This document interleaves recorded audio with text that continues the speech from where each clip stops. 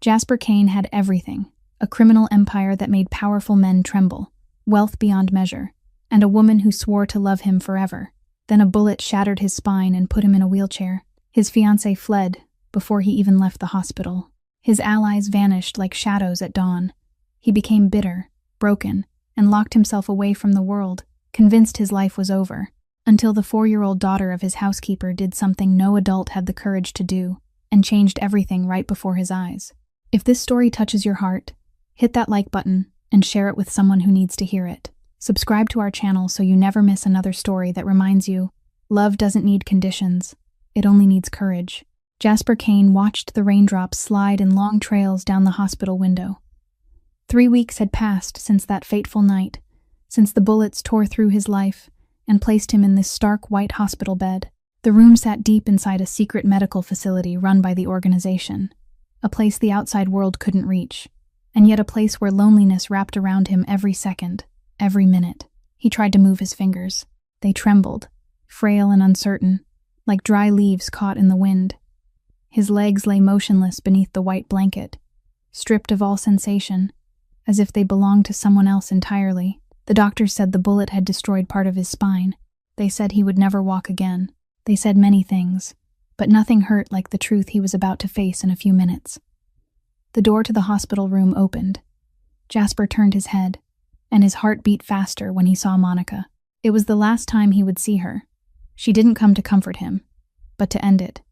She stood there in the elegant black dress he'd once bought for her, her golden hair brushed smooth and perfect. But something was different. She didn't come into the room. She remained at the threshold, as if an invisible wall stood between them. "Monica," Jasper said her name, his voice rough from days of not speaking to anyone. She didn't answer. Her gaze fell in his direction but didn't truly land on him. It was empty, the look of someone trying to avoid what frightened them. Jasper reached for her. He wanted to touch her, to feel the warmth of her hand the way he had so many times before. But his body didn't respond. His arm lifted only a few inches before dropping back down, helpless. It felt like being imprisoned inside his own flesh. "Come closer," he said, his voice pleading in a way he barely recognized as his own. Monica drew a long breath. She still didn't move. Then she spoke, and her words pierced his heart more painfully than the bullets had that night. "I can't do this, Jasper. I can't live like this. Like this."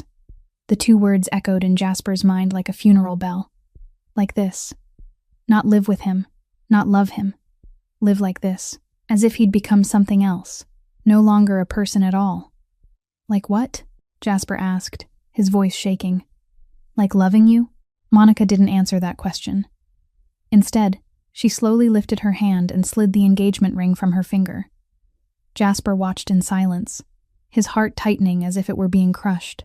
The 5-carat ring he'd chosen with such pride, the ring he'd believed stood for everlasting love. Monica stepped to the table beside his bed and set the ring down. The sound of metal meeting wood was cold and sharp, like a blade. 5 carats of lies, Jasper thought. He'd bought it believing he was giving away his whole heart. It turned out he'd only been buying an illusion. "I loved Jasper Kane." Monica finally looked straight into his eyes, but that gaze was ice. "I loved the man who made powerful people kneel. Not like this. I'm still me," Jasper said, his voice like a prayer. "It's only my legs that don't work anymore. My mind is still here. My heart is still beating. I'm still the man you said you loved." Monica shook her head slowly, and that was crueler than any words. "Your legs are all I can see now." She turned and walked away. The click of her heels echoed across the hospital tiles, each step like a hammer driving nails into the coffin of their 7-year relationship.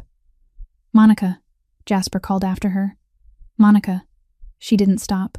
She didn't turn back. She just kept walking, and the sound of her heels grew fainter and more distant, until only silence remained. Jasper lay there, unmoving, staring up at the spotless white ceiling. The ring still sat on the table, glittering under the hospital's fluorescent lights as if it were mocking him. 5 carats of diamond, 7 years together. And all it took to destroy everything was a bullet and a wheelchair. He didn't cry. Jasper Kane didn't cry. But something inside him died in that moment, not because he lost Monica, but because he realized the love she'd given him had never truly existed. She loved his power. She loved his wealth. She loved the image of the invincible man he represented, but she had never loved him, the real man underneath. And now, with that shining shell stripped away, with him reduced to an injured man in a hospital bed, she had run. The rain kept falling outside the window. Jasper watched the water trail down the glass, and for the first time in his life, he felt completely alone. The woman who had sworn she would love him forever couldn't even look at him for more than 5 minutes. 3 weeks after the day Monica left, Jasper was discharged. There were no flowers, no one waiting to greet him, only Tristan pushing the wheelchair through the doors of the secret hospital and taking him back to the estate. The wheelchair was brand new, expensive, custom built for him, but Jasper hated it. He hated the sound of the wheels rolling over marble floors. He hated the feeling of having to sit while everyone else stood. He hated everything that wheelchair represented. Jasper's mansion was still there, grand and magnificent as it had always been. But when Tristan pushed him through the iron gates, Jasper realized everything had changed. The familiar corridors now felt foreign. The rooms that once held laughter and the rhythm of footsteps were now so silent it was suffocating. This house had once been the symbol of his power. Now it was only a luxurious cage, trapping an abandoned man. Rumors spread through the underworld as fast as fire. Jasper Kane was finished. The former kingpin was now nothing but a cripple in a wheelchair. He heard those whispers through the phone calls that grew rarer, through messages that grew shorter, through the silence of men who had once sworn loyalty unto death. Allies who had once raised glasses to him at extravagant parties could not even be bothered to send a single message to ask how he was. Men who had once knelt before him were now talking about dividing up his empire. One afternoon, Jasper's phone vibrated. The name on the screen was Victor Marchetti, one of the most powerful bosses in the Northeast, and once his close ally. Jasper hesitated for a moment, then answered. Jasper, Victor's voice came through, so full of pity that Jasper wanted to smash the phone. I heard about what happened to you. What a shame. You rest. Take care of yourself. We'll handle everything from here. Handle everything. Jasper understood exactly what those words meant. It meant taking what was his. It meant tearing apart the empire he had built with painstaking effort. It meant burying him while he still wasn't dead.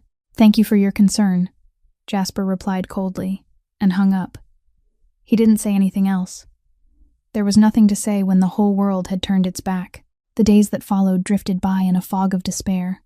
Jasper hired caregivers, then fired them one after another. The first, a middle-aged woman, spoke to him as if he were a 3-year-old who couldn't feed himself. He threw her out after 2 days. The second was a young man who sighed heavily every time he had to help Jasper move, as if Jasper were an unbearable burden. Jasper fired him after a week. The third looked at him with undisguised pity, and that look drove Jasper toward rage. She did not last more than 3 days. One night, Jasper rolled himself into the bedroom and stopped before the large mirror. He stared at his reflection, a gaunt man with hollowed eyes, tangled hair, sitting helplessly in a wheelchair.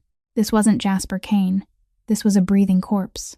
He lifted his fist and punched the mirror. The glass shattered, shards spilling across the floor, glittering like diamonds. Blood ran from his fingers, but he didn't care. At least physical pain still made him feel alive. Night after night, Jasper sat alone in the pitch-dark library. He didn't turn on the lights. He didn't need them. A bottle of whiskey was his only companion, and he drank until his mind blurred, until the dark thoughts were temporarily drowned. Jasper Kane died in that ambush, he whispered to the darkness.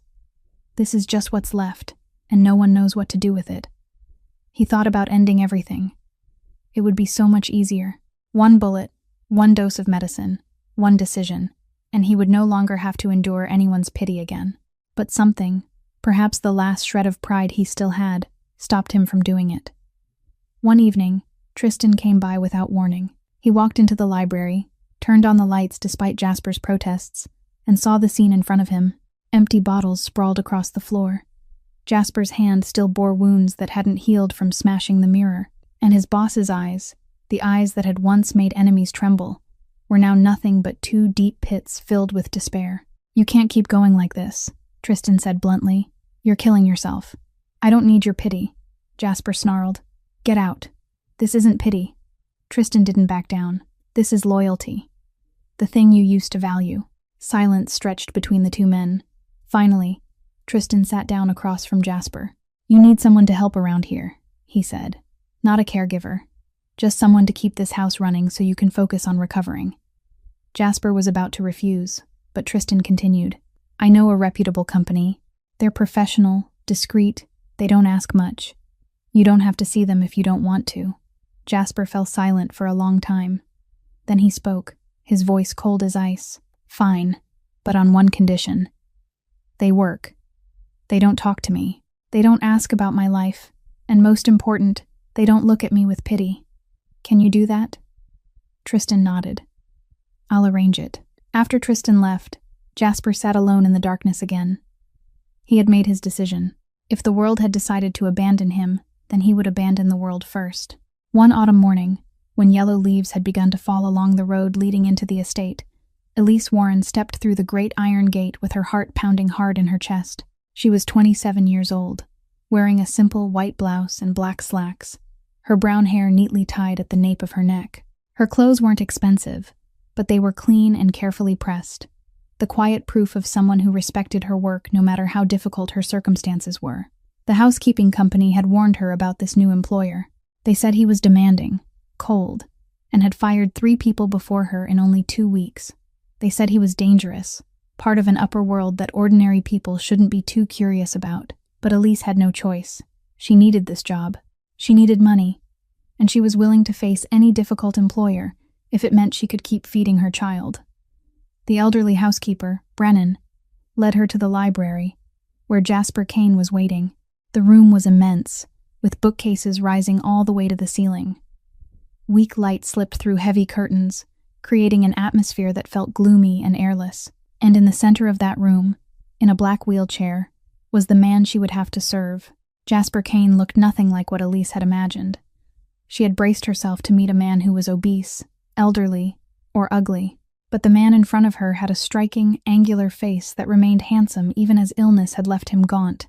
Eyes a deep blue like the sea at night, and black hair slightly tousled. He would have been very attractive if not for the expression so cold it was frightening, and the bitterness that lived in his eyes. "You're the new one?" Jasper's voice carried across the room, low and icy. "Yes, sir. I'm Elise Warren. The company sent me." Jasper looked her up and down, his gaze sharp and cold, as if he were assessing a piece of merchandise. Then he began to speak, his voice stripped of emotion. "The rules are simple. You do your work. You don't talk to me unless it's necessary. You don't ask about my life. You don't look at me with pity. And you absolutely do not come near me unless I allow it. Do you understand?" He deliberately spoke in the most threatening tone he could, Elise realized. He wanted her afraid, wanted her trembling, wanted her head bowed the way the others had. Maybe he was looking for a reason to fire her from the beginning, to prove that the whole world was untrustworthy. But Elise had been through too much in her life to be frightened by a man in a wheelchair with a shattered heart. She met his eyes directly, not overly submissive, not shaking, and replied in a calm, professional voice. "I understand, sir. I'll do my job." Jasper's brow lifted slightly, clearly surprised by her response. Most people would have stammered, would have lowered their gaze, would have acted scared, but this woman didn't. Her eyes held none of the pity he hated with a fierce, consuming bitterness. They also held none of the fear he expected, only cool professionalism and a faint, deep weariness Jasper didn't recognize, or didn't bother to notice. "You can start," he said, then turned his wheelchair away, not deigning to look at her again. Elise began her work. She cleaned, wiped, arranged, all of it silent and efficient. She didn't try to make conversation with Jasper. She didn't look at him with curiosity or pity. She simply worked, exactly as he demanded. And perhaps because of that, the first day passed without anyone being fired. At the end of the day, Elise left the estate when the sun had already begun to set. She walked to the bus stop, waited 20 minutes in the cold wind, then sat on a bus that cut through the city toward a poor neighborhood on the outskirts. Her apartment was on the 5th floor of an old building with no elevator, peeling walls, and water pipes that sometimes leaked. But it was home, the only place she could afford on the small wage she earned. The moment she opened the door, a small pink whirlwind raced toward her and wrapped itself around her legs. "Mama, I missed you so much." Rosie, Elise's 4-year-old daughter, looked up at her with bright brown eyes and a smile radiant as sunlight. The little girl wore an old pink dress, faded but clean, and her lightly curled brown hair was exactly like her mother's. Elise bent down and gathered her child into her arms, breathed in the sweet scent of her, and felt the day's exhaustion dissolve. This was why she did all of it. This was why she endured difficult employers, heavy work, long nights without sleep, for Rosie, for that smile. Mrs. Thompson, the kind neighbor who had watched Rosie for her, stood up from the worn sofa. She was so good. We drew pictures and watched cartoons all day. Thank you so much, Elise said, her heart full of gratitude. Mrs. Thompson was one of the few good people left in Elise's life. After her neighbor went home, Elise made a simple dinner for the two of them, pasta with tomato sauce, because it was the cheapest thing she could buy. She sat and watched Rosie eat happily, and the painful memories came rushing back. Elise had been an orphan since she was very small. She grew up in foster care, where she learned that no one would help her but herself. At 22, she married a man she believed was true love. But when she was 3 months pregnant with Rosie, he left, leaving behind a pile of debt and a brief letter saying he wasn't ready to be a father. She gave birth alone in a public hospital, raised Rosie alone from the earliest days, faced a harsh life alone. She did every kind of work just to survive, waiting tables, cleaning, doing laundry, anything that could bring in money while still allowing her to care for her child. After Rosie fell asleep, Elise sat by the window, looking out at a city glittering with lights, and thought about the problem weighing on her shoulders. The daycare Rosie attended had just announced it would close for 2 weeks for repairs. Mrs. Thompson would be traveling to visit her daughter in another state starting tomorrow, and couldn't watch Rosie. Elise didn't have money to hire a babysitter. She had no family, no close friends she could rely on. If she took 2 weeks off, she would lose her job. Losing her job meant no rent money. No rent money meant she and Rosie would be out on the street. She looked at her daughter sleeping peacefully on the small bed, an angelic face untouched by adult worries, and Elise made a reckless decision, perhaps the most reckless decision of her life. She would bring Rosie to work with her. She would hide the child in the storage room near the kitchen, a place that cold employer would never set foot in. She would tell Rosie to sit still, make no sound, and pray no one discovered her. "I know this is very risky," Elise whispered into the darkness, "but I don't have any other choice." Tomorrow, she would bring her daughter into the house of a stranger. She prayed this wouldn't be a mistake. The next morning, just as the sun was beginning to rise, Elise woke Rosie earlier than usual. The little girl rubbed her sleepy eyes and looked at her mother with confusion. "Where are we going, Mama?" "Today you're coming to work with me," Elise said, trying to keep her voice steady even though her heart was pounding out of control. "But you have to promise me one thing. You have to sit still and be very quiet. Like when we play hide and seek. Do you understand?" Rosie nodded, her brown eyes lighting up with excitement. "A secret game, Mama?" "That's right, sweetheart. A secret game." Elise dressed her daughter in a pale blue dress, braided her hair into 2 small plaits, then tucked a few coloring books into Rosie's old backpack, along with a box of colored pencils, a packet of cookies, and a bottle of water. She prayed it would be enough to keep the child busy all day. They arrived at the mansion while it was still early. Elise led Rosie around to the back entrance, where no one came and went at this hour. Her heart thudded as they slipped through the garden, passed through the door into the kitchen, and finally stopped in front of a small storage room hidden away in a corner. The room wasn't large, but it was enough space for a 4-year-old. There was an old chair, a small table, and weak light coming from a tiny window set high up. Elise spread a thin blanket on the floor, set Rosie's things on the table, then knelt to meet her daughter's eyes. "You stay here, sweetheart. Very quiet. I'll come back to check on you often. Remember, you can't go out. Absolutely do not go out." Rosie nodded obediently, used to listening to her mother. "I promise, Mama. I'll sit still and color." Elise kissed her daughter's forehead, her chest heavy with worry, then stepped out and closed the door. She drew a deep breath, smoothed her apron, and began the workday as if nothing had happened. The first day went smoothly, almost unbelievably so. Elise took every chance she could to slip into the storage room and check on her daughter.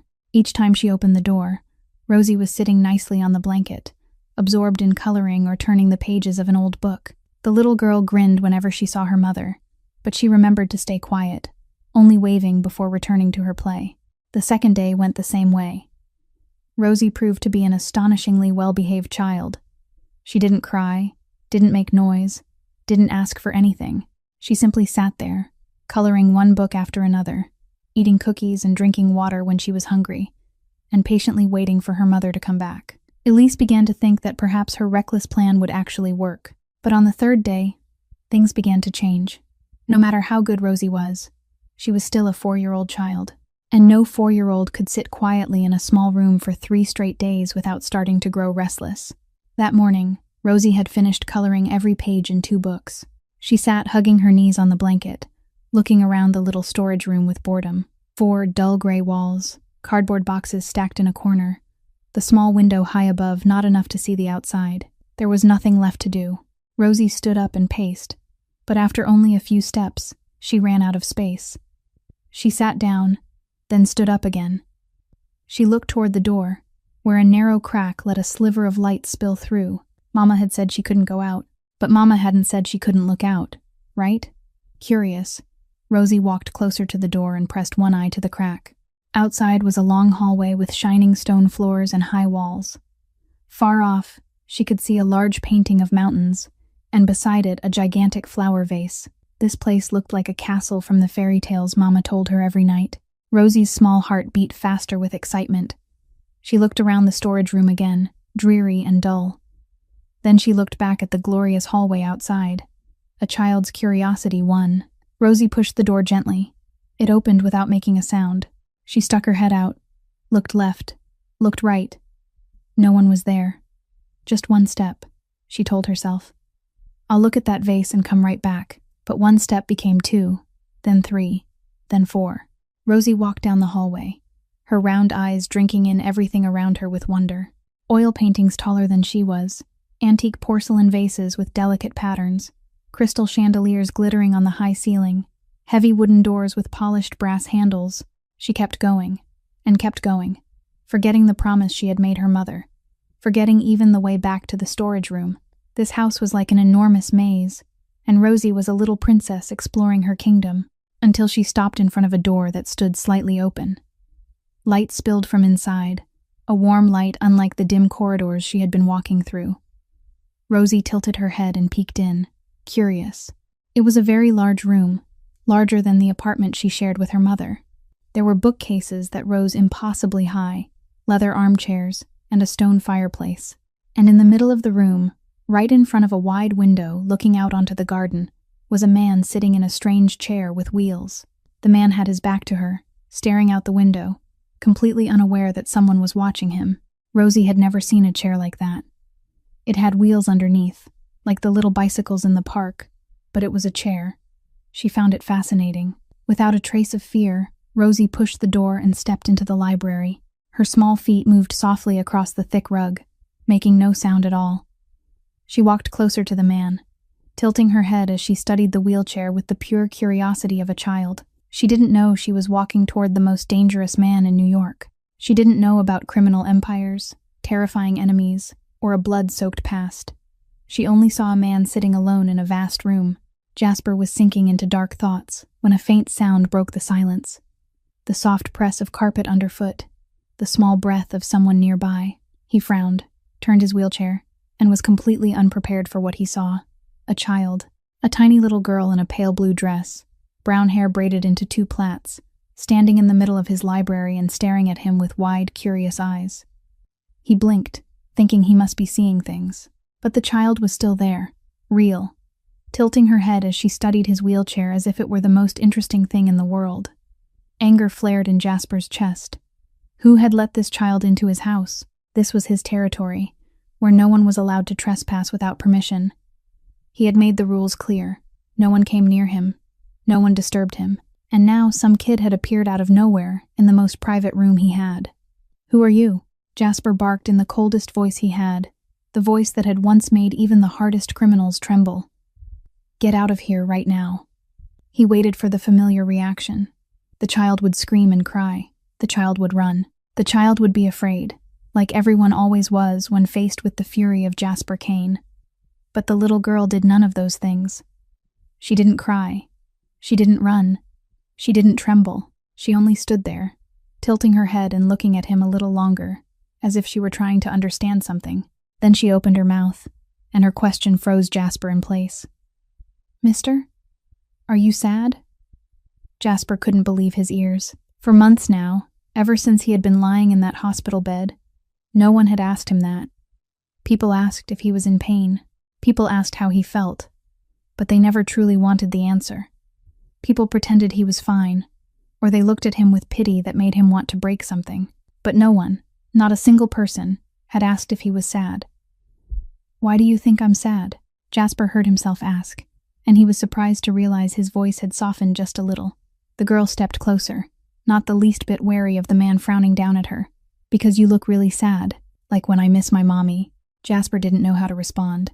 He had forgotten what it felt like for someone to see past the anger and the coldness he wore like armor. He had forgotten what it felt like for someone to see the real pain inside him instead of seeing only the wheelchair. And the most astonishing thing was that the one who saw through him was a 4-year-old girl. Rosie took a few more steps, and now she was standing right in front of Jasper. She looked up at him with eyes as clear as autumn spring water. "When I'm sad, Mommy hugs me. Do you want me to hug you?"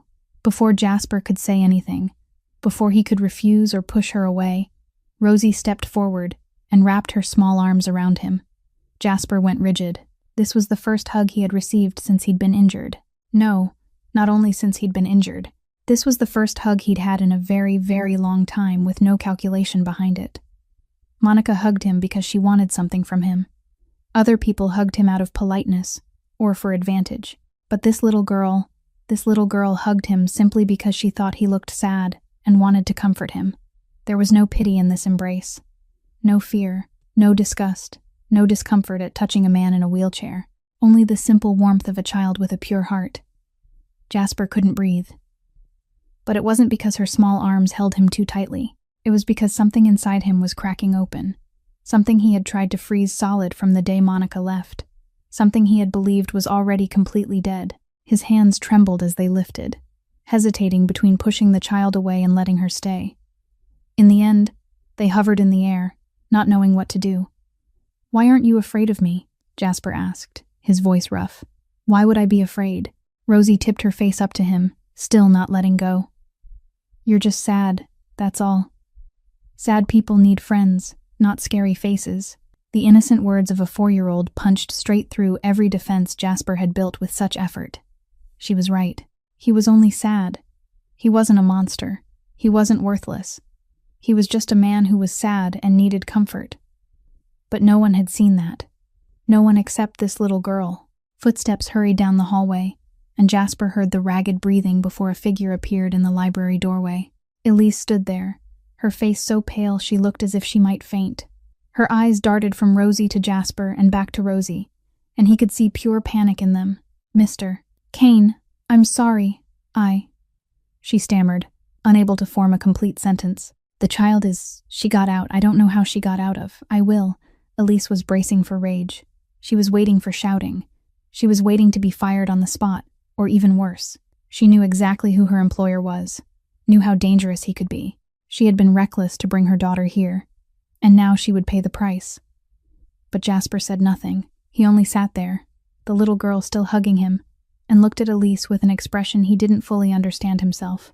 For the first time in months, someone had touched him without fear, without pity. Just a child who saw a sad man and wanted to help. Elise rushed forward like a gust of wind, yanking Rosie out of Jasper's arms with panic she couldn't hide. She clutched her daughter to her chest as if shielding the little girl from a wild beast, and began speaking in a non-stop rush. "I'm sorry, sir. I'm truly sorry. She didn't mean it. She's just a child. She doesn't understand. I told her to stay in one place, but she..." Her voice caught, and tears began to spill over. "The daycare is closed for repairs. I don't have anyone to watch her. I don't have money to hire a babysitter. I don't have family. I don't have..." Elise drew a trembling breath, forcing herself to steady. "I'll leave right now. I'm sorry for disturbing you. Please don't." She couldn't bring herself to finish the sentence. "Don't do anything to my child. Don't call the police. Don't ruin the life of a mother and daughter over one mistake." But she had no right to ask for anything. She had violated her employer's trust, had brought a child into the home of the most dangerous man she had ever known. She deserved whatever punishment came. Jasper said nothing. He only sat there in silence, watching the two of them with an expression Elise couldn't read. The silence stretched until it felt suffocating, and Elise felt as if she were standing in a courtroom awaiting a death sentence. Rosie, unaware of the tension, peeked out from behind her mother and waved at Jasper with a bright smile. "Goodbye, sad mister," she said in a clear, fearless voice. Elise wanted to cover her daughter's mouth. Dear God. Her child had just called the most powerful mafia boss in New York sad mister. She braced for fury. She waited for Jasper to shout, to fire her, or to do something even more frightening. But nothing happened. Jasper remained silent, yet his gaze never left Rosie. He stared at the little girl for a long time, as if trying to solve a complicated riddle. Then he spoke, and his question startled Elise. "How old is she?" "She's 4 years old, sir," Elise answered, her voice shaking. The silence lingered again. Jasper looked down at his hands, where the warmth of the child's hug still seemed to live. Then he said, his voice still cold, but no longer as sharp as before, "You can bring her here." Elise blinked, not sure she'd heard him correctly. "Sir? I won't repeat myself a second time," Jasper said, his tone hard again. "Bring her. Keep her quiet. Keep her away from me. That's all." Elise stood there with her mouth slightly open, unable to believe what she was hearing. She had prepared for the worst. She had prepared to be fired, threatened, even thrown in jail. She hadn't prepared for this. I don't understand," she stammered. "Why are you helping us?" "I'm not helping you," Jasper replied coldly, not looking at her. "I'm protecting my investment in a good employee. You're the only person who works here who doesn't make me want to smash another mirror. I don't want to have to find a replacement." Elise knew that wasn't the real reason. She had seen the moment Rosie hugged him. She had seen his hands tremble in the air, uncertain and bewildered. She had seen his eyes change, for a single instant. When her small daughter asked if he was sad, this cold employer didn't know how to be kind in an ordinary way. He helped by pretending he didn't care. "Thank you, sir," Elise said, her voice thick with emotion. "Thank you so much. I promise she won't bother you again. I will. Don't thank me." Jasper cut in, turning his wheelchair toward the door. "Just do your job." He started to roll out of the library, but stopped at the threshold when Rosie's clear voice rang out behind him. "See you tomorrow, sad mister. I'll bring my colored pencils for you." Jasper didn't turn back. He didn't answer. He only sat there for a moment, his back to them, so still that Elise could hear her own heartbeat. Then he wheeled away, disappearing into the hallway's darkness. But Elise had seen something. For a single instant, reflected in the glass of the door, she saw the corner of Jasper's mouth lift. Not a smile. Only a small shift, almost impossible to notice, but it was the closest thing to a smile she had ever seen on that man's face. Elise held Rosie tighter, tears streaming down her cheeks. "Mommy?" Rosie looked up at her with worry. "Why are you crying? Did he make you sad?" "No, sweetheart." Elise wiped her tears and smiled at her daughter. "Mommy isn't sad. Mommy is just happy. Do you like him?" Rosie nodded vigorously. "I do. He's sad, but he isn't scary. Tomorrow I'm going to draw him a picture." Elise looked at her daughter, her heart filling with a strange feeling. Her 4-year-old, with nothing but innocence and clarity, had done what no one else could. She had touched the heart of a man who seemed to have turned to stone, and maybe, just maybe, this was the beginning of something none of them could have imagined. That night, when Jasper sat alone in the dark library, he didn't drink the way he usually did. He only sat there, staring out the window, thinking about the little girl with clear eyes who had asked if he was sad. He told himself it was only a business decision. He needed a housekeeper. This woman worked well. Letting her bring her child would help her focus. That was all. Nothing more. But deep inside, some part of him that had been frozen for months began to melt. The days that followed moved with a strange new rhythm through a mansion that had once been cold and gloomy. Rosie, even though her mother had told her she had to stay in the storage room, kept finding ways to wander into the library, as if some invisible magnet were pulling her toward that room. The first time, she appeared at the door with the excuse that she was looking for the bathroom. The second time, she said she was lost. The third time, she didn't even bother making up a reason. She simply sat down on the library floor and started coloring. Jasper tried to chase her out, but Rosie seemed not to understand the language of angry adults. When he frowned, she tilted her head and looked at him with curiosity. When he raised his voice, she asked why he was talking so loudly. When he ordered her to leave, she nodded, and 5 minutes later she appeared again with a new question. "Why are you always so grumpy?" Rosie asked one day, lifting her clear brown eyes to Jasper. "Mommy says people who are grumpy because they need more hugs. Do you want me to hug you?" "No," Jasper answered bluntly. The little girl shrugged and went back to coloring, completely unaffected by his coldness. "Okay then, but if you change your mind, tell me." And just like that, Rosie turned Jasper's library into her own private playground. She brought colored pencils, coloring books, sometimes an old, worn teddy bear that had lost one eye. She sat on the thick rug, drawing and talking to herself, completely unconcerned with the frightening master of the house sitting a few yards away. Jasper kept working as usual. He ran his empire through phone calls and a computer, his voice cold as he issued sharp orders to men scattered everywhere. Calls about territory, about deals, about people daring to challenge his power even while he sat in a wheelchair. Rosie sat there coloring and listening without understanding any of it.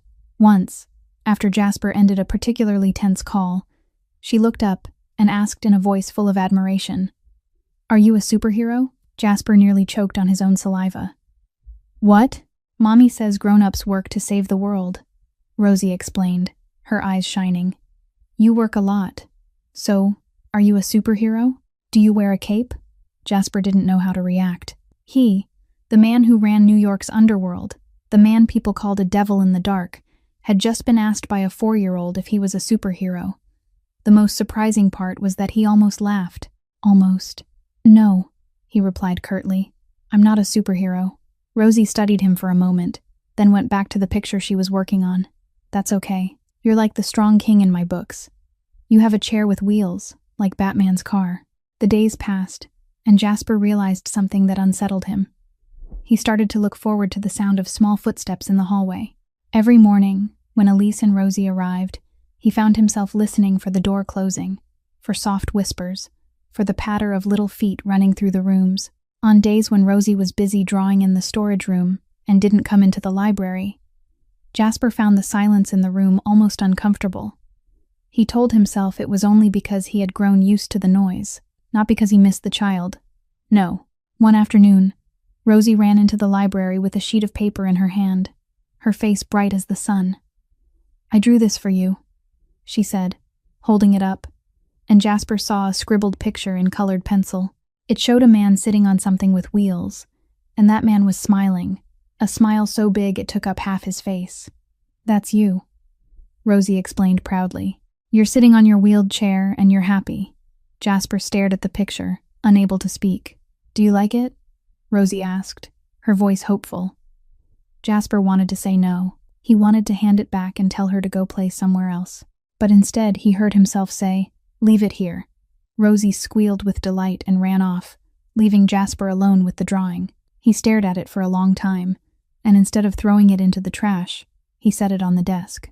That night, the picture was hung on the library wall. Alongside the days with Rosie, Jasper began to notice Elise more. He watched her work without stopping, from early morning until late afternoon. He noticed her blouse was old, the seam at the shoulder beginning to fray. Her shoes were worn, the soles nearly flat. But Rosie was always clean, her dresses not new but carefully washed and pressed, her hair neatly combed. Elise gave everything to her daughter. One midday, while Jasper was in the office near the kitchen, he overheard Elise on the phone. Her voice was trembling, pleading, "Please give me 1 more week. I promise I'll have the money. I'm taking extra work. Please don't put my daughter and me out on the street." There was a pause, then Elise spoke again, her voice almost breaking into sobs. Yes, I understand. Thank you. Thank you so much." Jasper said nothing, but that afternoon he called Tristan. "Investigate a woman named Elise Warren. I want to know everything." 2 days later, Tristan brought him a file. Jasper read every page with an unchanged expression, but inside him something tightened. Orphan, foster care, married at 22, husband left when she was pregnant, 4 months behind on rent, working 3 jobs at once, no family, no help, raising a child alone, pay her rent for 6 months, Jasper ordered. "Anonymous. Don't let her know it's me." Tristan looked at his boss for a moment, then nodded without asking anything. A week later, Elise came to Jasper with a bewildered expression and red-rimmed eyes. "Mr. Kane," she said, her voice shaking. "Someone paid 6 months of rent for me. I don't know. Do you know who?" "I don't know what you're talking about," Jasper replied, his eyes fixed on his laptop screen. Elise stared at him for a long moment. She knew he was lying, but she didn't push. "Thank you, Mr. Kane," she said softly. "I'll work harder. You already work too hard," Jasper said, still not looking at her. "Sometimes you should rest." Elise stood there, stunned by the unexpected words. Then she smiled, a gentle, warm smile Jasper pretended not to see. After she left, Jasper sat alone in the library, staring at Rosie's scribbled drawing on the wall. He was learning how to care about someone again, and that terrified him. That afternoon, Jasper was alone in the physical therapy room. The space was outfitted with the most modern equipment, from parallel bars for walking practice to expensive machines designed to support rehabilitation. He had hired the best specialists, bought the best devices, done everything money could buy. But money couldn't buy back his legs. Today's exercise was simple, at least in theory. Move from the wheelchair to the chair beside it, a motion he once could have done in an instant without a thought. Now it had become a mountain he couldn't climb. Jasper drew a deep breath, placed both hands on the wheelchair frame, and tried to lift himself up. His arms trembled with effort. Sweat began to bead on his forehead. He clenched his teeth, poured every remaining ounce of strength into his hands, and tried to push his body toward the chair, but his body didn't cooperate. His useless legs dragged him down like 2 blocks of lead. His arms shook harder, and then, before he could even register what was happening, Jasper lost his balance and fell to the floor. The impact sounded in the empty room. Pain spread through his body, but it didn't hurt as much as the humiliation burning him from the inside out. Jasper lay there, helpless, staring up at the white ceiling. He had once been the most powerful man in this city. He had once made enemies tremble with nothing more than a look. Now he couldn't move himself from a wheelchair to a chair without falling like a toddler learning to walk. Useless, Jasper whispered into the darkness. Pathetic, broken. Tears began to sting at the corners of his eyes. He tried to hold them back, tried to swallow them the way he had for so many months. Jasper Kane didn't cry. Jasper Kane wasn't weak, but lying there on the cold floor, with legs that wouldn't move and arms that shook and still weren't strong enough to lift him, he had never felt so small, so powerless. Small footsteps sounded in the hallway, and before Jasper could react, the therapy room door opened. Rosie stood there, her brown eyes wide when she saw him on the floor. For a moment, Jasper expected her to panic, to scream for her mother, to run for an adult. That was what any normal child would do. But Rosie wasn't a normal child. She didn't panic. She didn't run. Instead, she stepped inside, closed the door behind her, and walked over to sit down beside Jasper on the cold floor. "Are you okay?" Rosie asked, her voice full of worry but not a trace of fear. "I'm fine," Jasper replied, his voice rough. "Go back outside." But she didn't go. She tilted her head and looked at him, eyes so clear they seemed able to see straight through a soul. "You don't look fine. You're sad again." Jasper felt bitterness rise in his chest. He didn't want her to see him like this, weak, helpless, sprawled on the floor like a failure. But he didn't have the strength to push her away. "I'm useless, Rosie," Jasper heard himself say, his voice sharp with bitterness. "Do you even know what useless means?" Rosie shook her head, her 2 braids swinging. "What does useless mean?" "It means you can't do anything," Jasper answered, his eyes fixed on the ceiling. "It means I can't get up by myself. I can't walk by myself. I can't do anything a normal person can do. I'm useless." He expected her to fall silent, to have nothing to say, to be uncomfortable with that brutal truth. But Rosie laughed, a sound as clear as bells. "That's silly," she said, shaking her head as if Jasper had said something ridiculous. "You can do lots of things." Jasper turned his head to look at her, not believing what he was hearing. "Like what?" Rosie lifted her hand and started counting on her tiny fingers. "You read stories to me. You taught me to count to 100. You make a funny voice when you read the book about the dragon." She paused, then added, her voice smaller but more sincere. "You make me not sad anymore when I miss Mommy." Jasper felt something tighten in his throat. Rosie crawled closer and took his large hand in both her small ones. She looked straight into his eyes, those clear brown eyes without fear, without pity, only the pure sincerity of a child. "You don't need legs to do those things," she said, her voice gentle as a passing breeze. Then she smiled, a smile warm as sunlight. "You don't need legs to be loved." Jasper went still. Time seemed to stop. He stared at the 4-year-old sitting in front of him, holding his hand, saying words no adult had dared to say to him, not because they hadn't thought them, but because they were too afraid of hurting him, or because they didn't truly believe them. But Rosie believed. She believed completely, without a single doubt, that Jasper didn't need legs to have value, didn't need legs to be loved, and that pure certainty shattered the wall he had built for months. Tears, the thing Jasper had believed had dried up long ago, began to roll down his cheeks. He couldn't stop them anymore. They kept coming, silent and unstoppable, carrying all the pain, the loneliness, the despair he had buried for so long. Rosie panicked when she saw him crying. "Why are you crying?" she asked, anxious. "Did I say something wrong?" Jasper shook his head, unable to speak. He tried to open his mouth, but his throat was locked tight. Finally, after a long moment, he managed to whisper, "No, sweetheart. You said something. Perfect." Rosie still looked worried, and then she did what she always did when someone was sad. She hugged him, her small arms wrapped around Jasper's neck, warm and honest.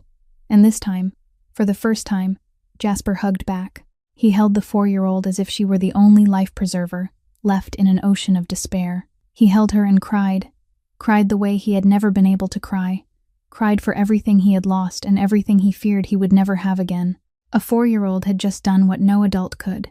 She had touched his broken soul and planted a seed of hope there. A week after that moment in the physical therapy room, everything in the mansion seemed to have shifted. Jasper was still cold, still a man of few words, but there was a subtle change Elise couldn't miss. He no longer chased Rosie out of the library. He even kept a box of colored pencils in the desk drawer for her. But there were other things Elise began to notice as well, things that made her uneasy. That afternoon, Elise was wiping down the hallway near the library when she heard Jasper's voice carrying from inside. The door was cracked open just enough for the sound to slip out. At first she meant to walk away, not wanting to eavesdrop on her employer's private affairs. But the words she heard froze her in place. "No one touches my territory." Jasper's voice was ice, sharp as a razor. "Anyone who dares to question my loyalty will face consequences. This deal is done exactly as agreed. No exceptions." There was a pause. Then Jasper continued, "I don't care who he is. If he betrays me, he'll pay. That's the rule. No one is allowed to break the rule." Elise backed away, her heart pounding wildly in her chest. Words like territory, loyalty, deal, consequences spun in her mind. This wasn't the language of an ordinary businessman. This was the language of another world, a dangerous world she'd only ever seen in movies. She hurried away from the hallway, forcing herself to stay calm enough to finish the day's work. But those words haunted her, following her all the way back to her small apartment that night. After Rosie fell asleep, Elise sat in front of her old laptop and typed 2 words into the search bar, words she had deliberately avoided for so long. Jasper Kane. The results appeared, and Elise felt the blood in her veins turn to ice. Dozens of articles, hundreds of rumors, endless images. The most powerful mafia boss in New York, the ruler of the underworld, the man even the police didn't dare touch. People said he was ruthless. People said he showed no mercy. People said his enemies disappeared without a trace. They said many things, and each one made Elise shiver more than the last. She had brought her daughter into the wolf's den. She had let Rosie hug him, laugh with him, draw pictures for one of the most dangerous men in the city. She had trusted a man she should have run from the moment she first saw him. Elise stood up and began to pack with trembling hands. They had to leave. Tonight, she would take Rosie away, to another city, another state, anywhere far from Jasper Kane and his dangerous world. But as she shoved clothes into an old suitcase, a small voice came from behind her. "Mama?" Elise turned. Rosie stood in the bedroom doorway, rubbing sleep from her eyes, staring at her mother in confusion. "Why are you crying? What are you doing?" Elise didn't realize she was crying until then. She wiped her tears quickly and tried to smile, to soothe her daughter. "It's nothing, sweetheart. We need to go." "Go where?" To somewhere else," Elise said, her voice thick. "We'll start over somewhere new." Rosie was silent for a moment, then her eyes began to redden. "But I don't want to go," she said, her voice trembling. "I don't want to leave. Rosie, you and I have to— I love Uncle Jasper." Rosie burst into tears, the tears running down her cheeks. "He's my friend. He reads stories to me. He isn't sad anymore because he has me. I don't want to leave him alone." Elise watched her daughter cry, and her heart felt torn in two. On one side was fear for Rosie's safety. On the other was the happiness her little girl had found with the man in the wheelchair in that mansion. She remembered the past weeks. The way Rosie chattered happily about Uncle Jasper every day. The scribbled drawing hung proudly on the library wall. Jasper's eyes when he looked at her daughter. Not the eyes of a ruthless man, but the eyes of someone slowly coming back to life. Elise sat down on the bed, pulled Rosie into her arms, and made a decision. She wouldn't run. She would face it. The next night, after Rosie was asleep, Elise returned to the mansion. She found Jasper in the library, sitting alone in the darkness as he always did. But this time she didn't knock. She pushed the door open, walked in, and spoke plainly. "I know who you are now." Jasper didn't turn around. He didn't look surprised. He was silent for a moment, then asked in a low, even voice, "And you're still here?" "I'm afraid," Elise admitted, her voice trembling slightly. "I read what they wrote about you. I know how dangerous you are." Silence stretched between them, then Elise went on. "But I've also seen you with Rosie. I've seen how you treat her. You're not a monster." Jasper finally turned his wheelchair to face her. In the dim light, Elise saw his face wasn't as cold as it usually was. There was something softer, more tired, and more real. "I was born into this world," Jasper said, his voice low and slow. "I didn't choose it, but I won't pretend I'm innocent. I've done things you would never want to know. I'm not a good man, Elise." He paused, looking straight into her eyes. "But I will never hurt you or Rosie. Never." Elise looked at him, searching for truth in those deep blue eyes. And she believed him. She didn't know why, but she did. "If you want to leave," Jasper went on, his voice flat, "I'll give you money. Enough for you and Rosie to start over anywhere you want. You won't have to worry about finances anymore." Elise stood there, staring at the man offering to let her go, giving her a chance to escape his dangerous world. He could have kept them there, could have threatened her, could have done anything with his power. Instead, he gave her a choice. "No," Elise said, steadier than she expected. "We're staying." Jasper's eyebrow lifted. "Why?" "Because Rosie needs you," Elise answered. "She sees you as a person, not a monster, not an invalid in a wheelchair, just a person." She stepped a little closer. "And maybe you need us too." Silence filled the room. Jasper studied her for a long moment, and for the first time Elise saw he didn't hide the vulnerability in his eyes. For the first time, someone knew exactly who he was, and still chose to stay. The weeks that followed passed in a peace that felt almost unreal. The mansion was no longer a lonely fortress, but a real home, with Rosie's laughter echoing through the hallways, with the scent of Elise's cooking drifting out from the kitchen, with afternoons in the library where Jasper read stories to the little girl. Jasper began taking physical therapy more seriously, not because he believed he'd walk again, but because he wanted to be stronger for the people who were standing beside him.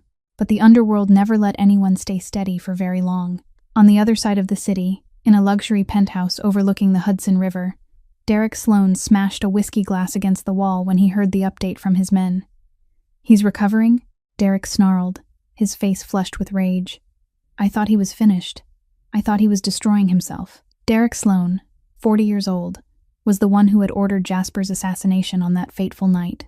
He'd waited for this chance for years, waiting for the moment he could bring down his greatest rival and seize the empire Jasper had built. The bullet had done its job, destroying Jasper's spine and putting him in a wheelchair.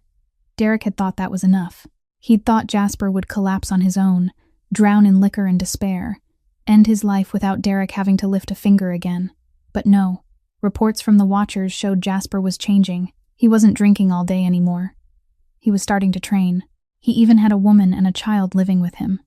Derek stared at the long-distance photos taken in secret, Elise holding Rosie's hand as they shopped at the supermarket near the estate. The little girl was grinning, a pink balloon in her hand. The woman looked down at her daughter with eyes full of love. So Jasper Kane had a new weakness. Derek smiled, cold and cruel. This was going to be interesting. The next morning, As Jasper sat in the library reviewing financial reports, Tristan walked in with a tight expression. This was at the gate. He set a small box on the desk in front of Jasper. Security checked it. No explosives, no poison. Jasper looked at the box, a bad feeling rising in his chest. He lifted the lid and felt the blood in his body turn to ice. Inside were photographs. Elise and Rosie shopping. Elise and Rosie at the park. Elise and Rosie standing in front of the estate gates. All of them were taken from far away, with a professional telephoto lens, proof that someone had been watching them for days without anyone knowing. And at the bottom, a slip of paper with a handwritten line. Such a beautiful family, Kane. It'd be a shame if something happened to them. Jasper didn't speak. He didn't shout. He didn't smash anything. But Tristan, who'd been at Jasper's side for 15 years, recognized the fire burning in his boss's eyes. It wasn't a hot, impulsive rage. It was cold, controlled anger, and it was more frightening than any scream. This was Jasper Kane, when he truly meant to destroy someone. Derek, Jasper said, his voice low, and even in a way that made the room feel colder. He's crossed the line. He brought civilians into this. What do you want to do? Tristan asked. First, protect them, Jasper replied. Double the guards around the estate. No one goes in or out without my permission. Hire more people to watch Derek. I want to know what he eats, where he sleeps, who he meets. Tristan nodded. Anything else? Then, end him. A heavy silence settled over the room. Tristan studied his boss for a long moment, then nodded again before leaving to carry out the orders. Jasper sat alone, staring at the photos of Elise and Rosie. A fear he'd thought he'd forgotten rose in his chest. Not fear for himself. Fear for them. He couldn't let anything happen to them. He'd rather die first. That afternoon, Jasper called Elise into the library. She came in looking uneasy when she saw the severity on his face. Is something wrong, Mr. Kane? Jasper hesitated. He didn't want to frighten her, but she had the right to know. There's a man who wants to hurt me, he said plainly, without detours. He knows about you and Rosie. Elise went pale, but she didn't panic. She drew a deep breath, forcing herself to stay calm. What do we do? You stay here, Jasper said. Don't go anywhere alone. My people will protect you. Security's been increased. No one can enter the estate without permission. Elise nodded, then asked, And what about you? I'll handle Derek, Jasper said, his voice stripped of emotion. He made a mistake touching the people who matter to me. Elise looked at him, and in that moment she understood something. Jasper wasn't only protecting his employee, he was protecting family. She and Rosie had become his family, and none of them had noticed when it happened. That night, Jasper sat alone in the darkness, staring out the window. The shadows of the past he'd believed he'd escaped were coming back, and this time, they were threatening everything he'd learned how to love. A week passed in suffocating tension. The mansion now looked like a fortress, with guards patrolling 24 hours a day, security cameras installed on every corner, and no one allowed in or out without thorough checks. Jasper tracked Derek's every move through his intelligence network, and everything seemed to be under control. Derek stayed in his penthouse, still meeting with his men as usual, showing no sign that he was planning an attack. Jasper began to think the threat was only a scare tactic, a way for Derek to test his reaction. He was wrong. Derek Sloan was far more cunning than he'd imagined. That afternoon was one of the rare, beautiful days of autumn. Pale golden sunlight fell across the garden behind the mansion, where Rosie was chasing butterflies under the watch of 2 guards. She wore her favorite pink dress, her hair braided into 2 plaits, her clear laughter ringing out each time she almost caught a butterfly and then let it slip away again. Elise stood on the porch watching her daughter play, her heart full of happiness. Even knowing danger was close, she tried to keep life normal for Rosie. The little girl didn't need to know about threats, about the underworld, about Jasper's enemies. She only needed to be a carefree 4-year-old. Mama, I'm thirsty, Rosie called, waving toward her. Mama, get me water. Give me 1 minute, sweetheart, Elise said, turning back inside. Only 2 minutes. She went into the kitchen to grab a bottle of water from the refrigerator, taking no more than 2 minutes. But when she returned, her world collapsed. The garden was empty. Rosie was gone. The 2 guards lay unconscious on the grass.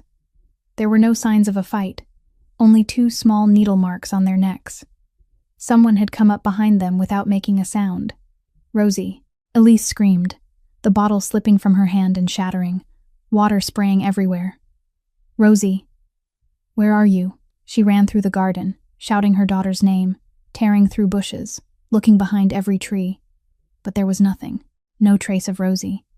The little girl had vanished as if she'd never existed. Elise's scream echoed through the mansion. Jasper heard it from the library and immediately pushed his wheelchair outside, his heart hammering in his chest. When he reached the garden and saw the scene, an icy feeling spread through his body. No. At that exact moment, his phone vibrated. An unknown number, Jasper answered, and the hateful voice came through on the other end. "Lose something, Kane," Derek laughed, his voice thick with pleasure. Jasper's blood felt as if it were boiling. He forced himself to stay controlled, knowing losing his temper wouldn't help Rosie.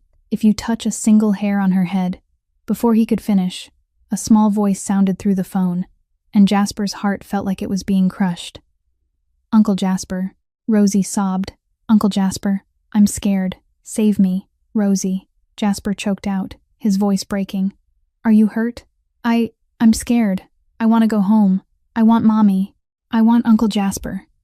Derek's voice cut in, cold and merciless, touching Jasper Kane, the boss, and the 4-year-old daughter of his housekeeper. "Who would have thought you'd have such a sweet little weakness?" "What do you want?" Jasper asked through clenched teeth. "Simple," Derek replied. "Sign the papers transferring all your territory to me. Withdraw completely from the underworld. Do that, and I'll release the kid." Silence stretched. Then Derek continued, his tone dripping with mockery.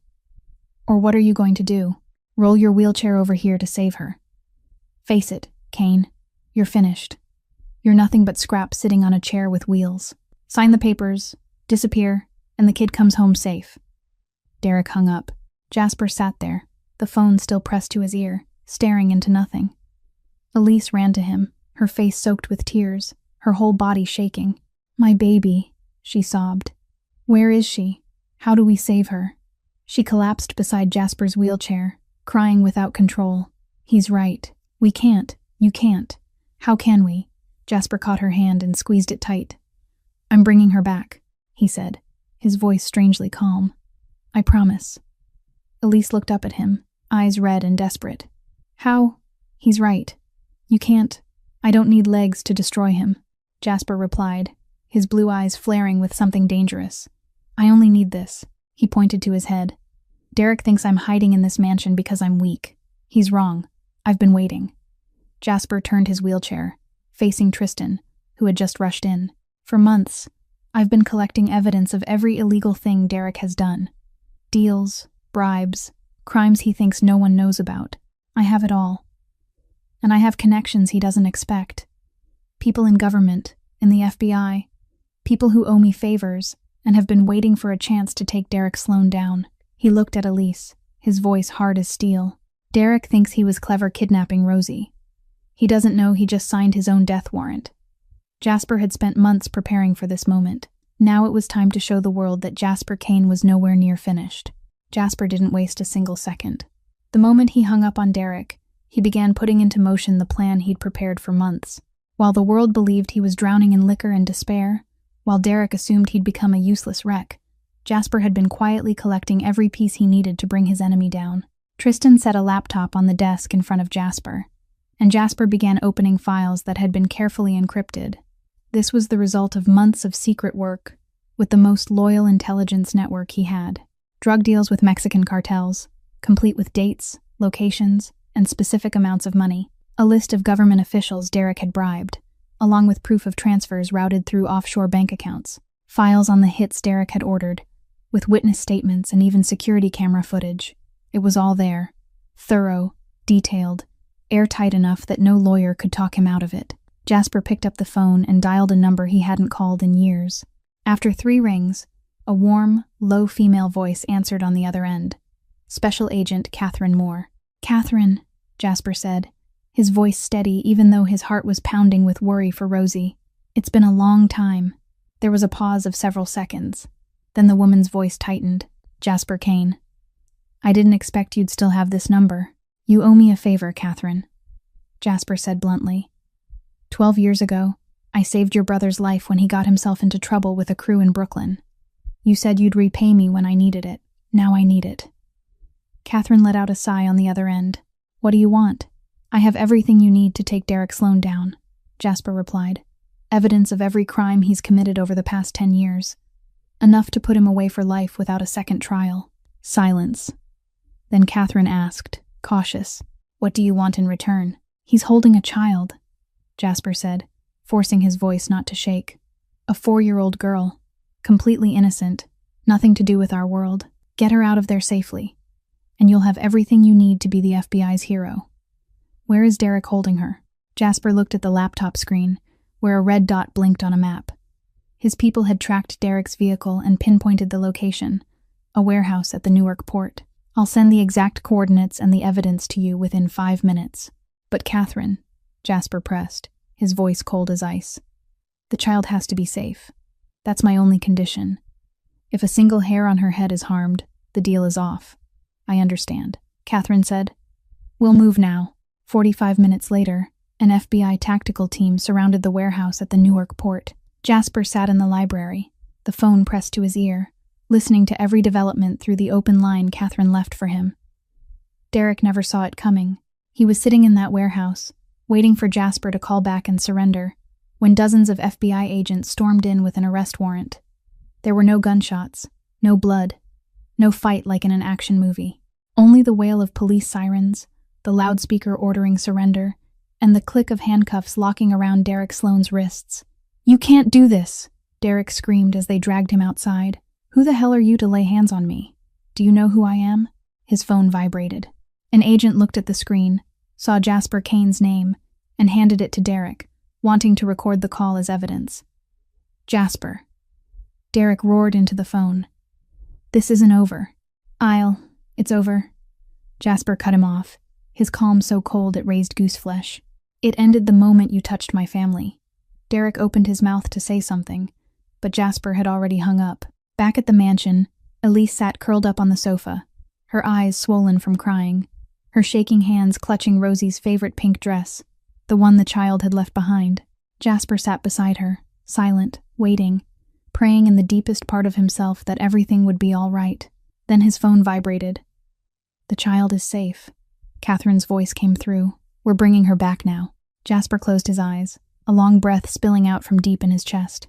He turned to Elise and took her hand. Rosie is safe, he said. She's on her way home. Elise stared at him, not believing what she was hearing, then broke into sobs of relief. 20 minutes later, an FBI vehicle stopped at the estate gate. The car door opened, and a tiny little girl in a pink dress burst out and ran toward the house on her small legs. Mama, Rosie screamed, tears streaming down her cheeks. Mama, Elise ran out, dropped to her knees, and wrapped her daughter in her arms. Mother and daughter cried in each other's embrace, crying from fear, from relief, from the joy of being together again. Then Rosie lifted her head and looked around for someone. When she spotted Jasper in his wheelchair on the porch, her eyes lit up. Uncle Jasper.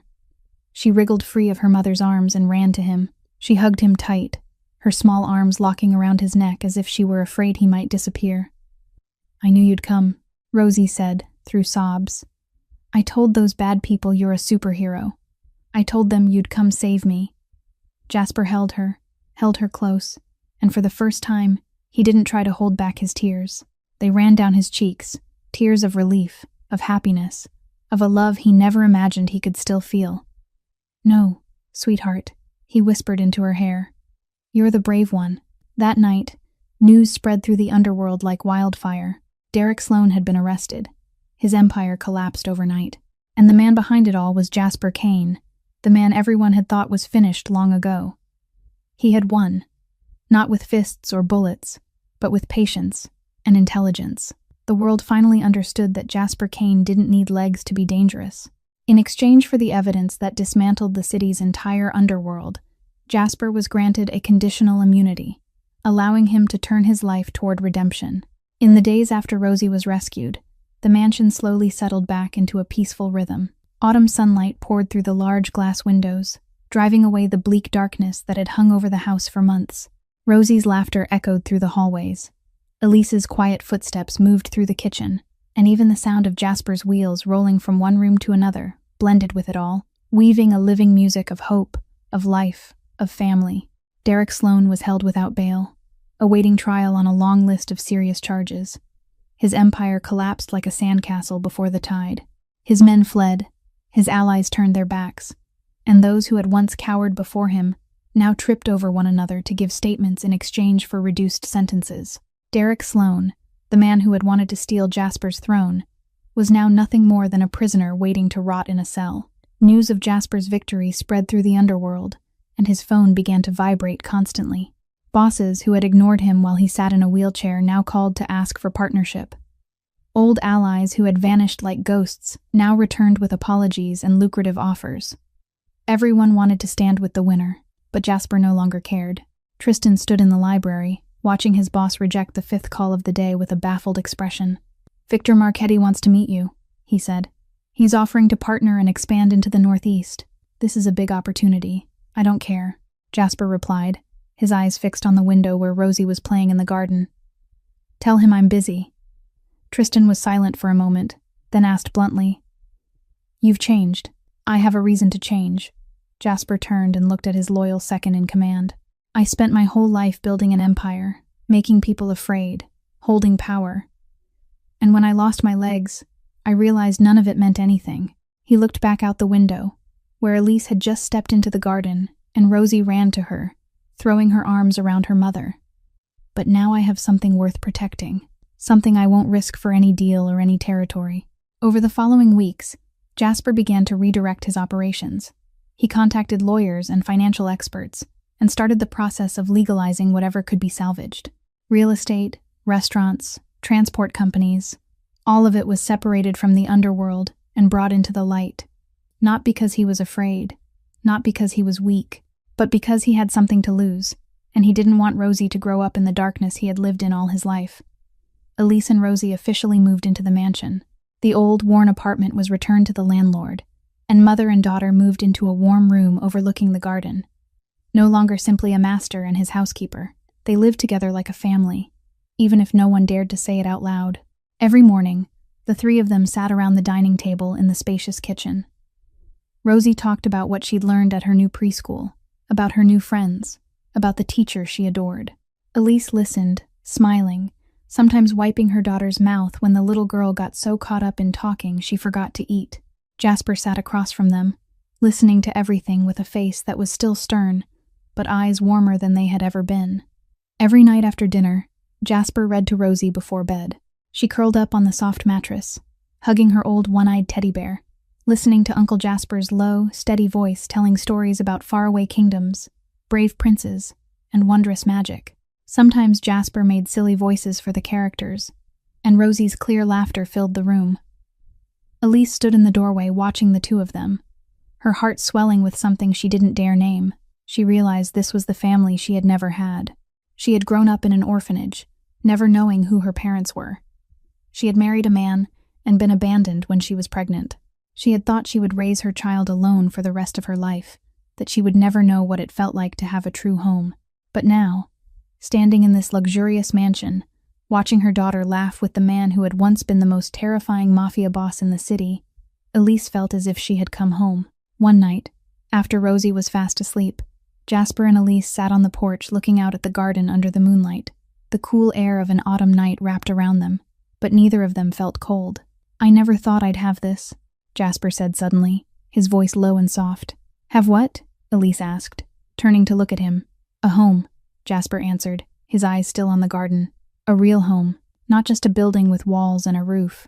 Silence stretched between them, but it was an easy silence. The silence of 2 people who understood each other without words. The mansion that had once been a prison had become a haven, and the man who had once thought he'd lost everything had found more than he had ever dared to dream. 6 months passed like a beautiful dream no one wanted to wake from. Life in the mansion had changed completely from those early days of gloom and despair. Jasper still ran his businesses, but in a different way, more legal, more transparent, no longer tied to the underworld. He had shifted most of his assets into clean sectors, real estate, high-end restaurants, and most recently a charitable foundation supporting orphan children and single mothers. Elise, to her own surprise, had become the manager of those charitable operations. She was no longer the housekeeper. She was a partner, a companion, the woman Jasper trusted completely. She learned quickly, worked hard, and had a warmth in her heart that made the people she helped care for her deeply. Rosie, now nearly 5 years old, still called him Uncle Jasper, but she thought of him as her father. She ran to him whenever she was happy, whenever she was sad, whenever she wanted to show off something she'd done. She sat on his lap when they watched movies, held his hand when they walked in the garden, and kissed his cheek every night before bed. Jasper didn't say it out loud, but those moments were when he was happiest. One spring evening, when the cherry blossoms in the garden were beginning to bloom, Jasper invited Elise out onto the balcony. Night had fallen, and New York City glittered below like a carpet of light stretching to the horizon. A soft breeze moved through, carrying the scent of blossoms and the promise of a new season. Elise stood by the railing, taking in the breathtaking view.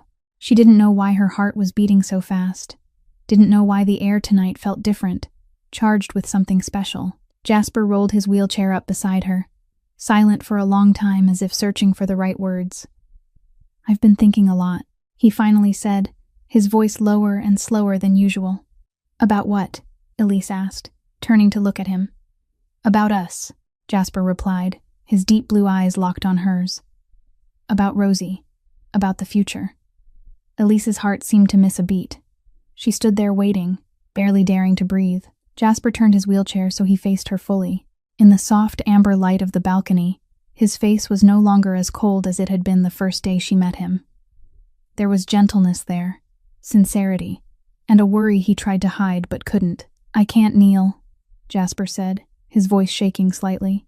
"I can't do this the traditional way, but I can do this." He reached into his suit jacket and took out a small black velvet box. When he opened it, Elise saw a ring nestled inside. Not a huge diamond blazing the way people might expect from a man as wealthy as Jasper. Just a simple ring with a small, refined stone, elegant and honest, like what he felt for her. "Elise Warren," Jasper said, his voice breaking at the end. "Will you marry me? Will you let me be Rosie's father? Will you give me the family I never thought I deserved?" Tears began to roll down Elise's cheeks, but she was smiling. She was smiling and crying at the same time, her heart overflowing with a happiness she didn't know how to name. "I can't kneel," Jasper added, his voice a whisper. "But I can love you with everything I have." "Yes," Elise said, her voice thick with tears. "Yes to all of it." She leaned down, wrapped her arms around Jasper's neck, and for the first time their lips met. The kiss was warm and gentle, holding everything they had lived through together. Pain, healing, and a love that had slowly taken root between two souls who had once seemed shattered beyond repair. "Mama? Uncle Jasper?" A small voice came from the doorway. They turned and saw Rosie standing there, rubbing sleep from her eyes, her hair messy from bed. She looked at them, confused. "What's happening? Why is Mama crying?" Jasper smiled and opened his arms. "Come here, sweetheart." Rosie ran over, and Jasper lifted her onto his lap. Elise knelt beside them and took her daughter's hand. "Rosie, Mommy wants to ask you something. Do you want Uncle Jasper to be your dad?"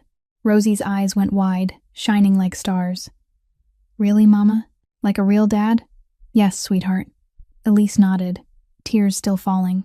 "Like a real dad." Rosie looked at Jasper, then threw her arms around his neck, squeezing with all the strength in her small arms. "I always wanted a dad," she shouted, her voice bright with joy. "Daddy is the best daddy ever." Jasper held her, and this time he didn't try to hold back his tears. They ran down his cheeks, tears of pure happiness he never imagined he could feel. "And you're the best daughter," he whispered into Rosie's hair, "the one who saved Daddy." Elise wrapped her arms around both of them, and the three of them sat there under the moonlight on the balcony, looking out at a city sparkling below. A man who once thought he had lost everything, a woman who once thought she would be alone forever, and a little girl who had tied them together with her pure heart. The man who believed he would never walk again had just taken the biggest step of his life. 1 year after the wedding, the life of the Kane family had become a source of inspiration for millions of people. Jasper was no longer the terrifying mafia boss the underworld had once feared. He had become a different man, a husband, a father, and most of all, someone who brought hope to those who were drowning in despair. The Kane Foundation for Dignity was born that spring, with a mission to help people with disabilities reintegrate into society and to support single mothers as they build new lives. Jasper poured all his heart and most of his fortune into the foundation, turning his own pain into the force that helped others. Elise, once a poor housekeeper, had become the foundation's chief executive officer. She ran every operation with a professionalism and a compassionate heart that everyone loved. She understood the suffering of single mothers because she had once been one of them. She knew what it felt like to be abandoned, what it felt like to face life alone, and she wanted to make sure no one ever had to be as lonely as she had been. Rosie, now 6 years old, became the foundation's child ambassador. She traveled everywhere with her parents, speaking to people with the innocence and sincerity of a child. Her message was simple: love people even when they are different. And somehow, the naive words from the mouth of a 6-year-old girl reached people's hearts more deeply than any grand speech ever could. One autumn morning, the Kaine family woke up to find their photo on the cover of a national magazine. Jasper sat in his wheelchair, Rosie on his lap with a smile bright as the sun, and Elise stood beside them with one hand resting lightly on her husband's shoulder, her simple wedding ring gleaming under the lights. The bold headline beneath read, "From Darkness to Light, the Story of Jasper Cain." The interview took place in the mansion's library, the room where everything had begun. Rosie's scribbled drawing still hung on the wall, beside family photos and charitable awards.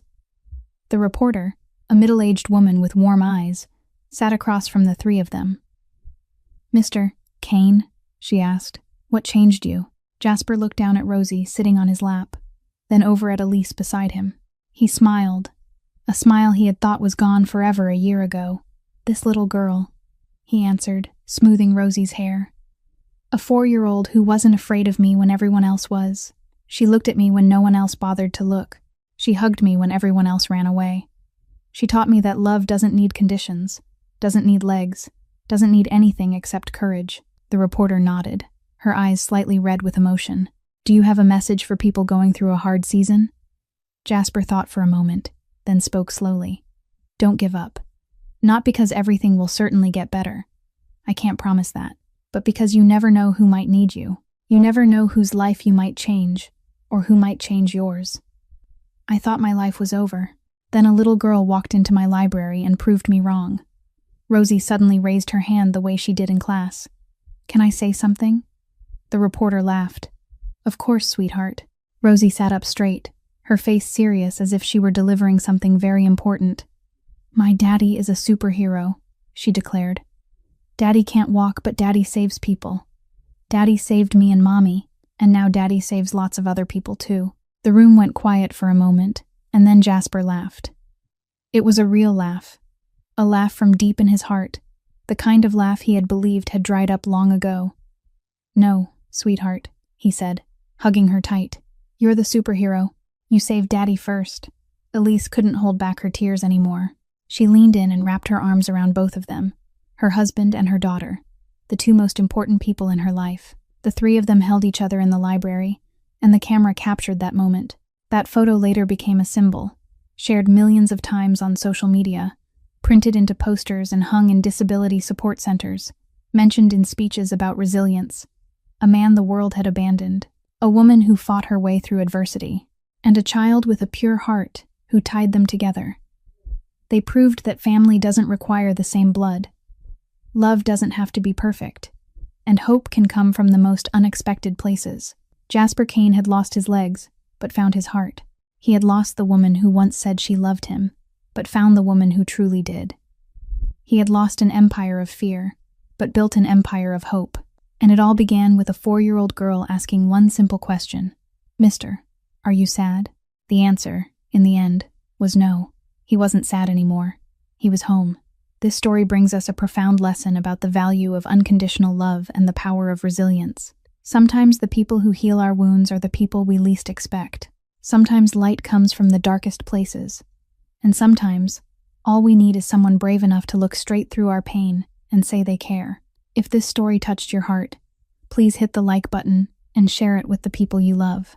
Please subscribe to our channel so you don't miss these moving stories every day. We'd truly love to hear how this story made you feel. What did it remind you of in real life? Have you ever met someone who changed your life? Please share with us in the comments below. We're always hoping to hear the stories that live deep in your heart. We wish everyone watching this video strong health, a joyful life, and peace each day. Remember, love doesn't need legs, it only needs courage. Thank you for watching. Goodbye, and we'll see you again in the next video.